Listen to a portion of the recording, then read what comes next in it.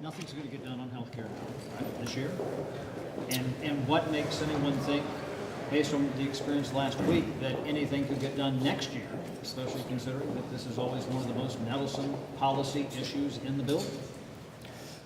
It's a complicated issue, no doubt about it. A lot of moving parts, and we have very different visions about what health care ought to look like. But I would tell you, as you know, I think the Republican vision of health care is actually to make it more affordable, to drive down the cost of premiums in this country, which the bill that we voted on last week in the Senate would have done.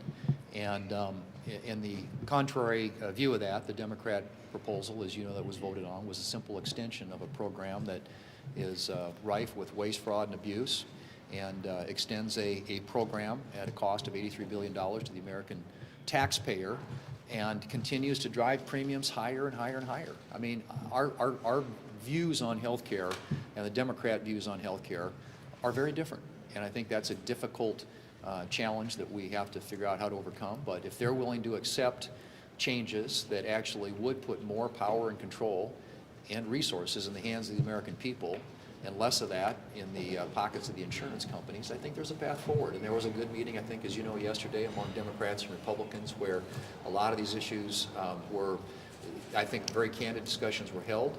But you're right, we're not going to pass anything by the end of this week. But I do think there is a potential pathway in January if Democrats are willing to come to the table on things that actually will drive down the cost of health care.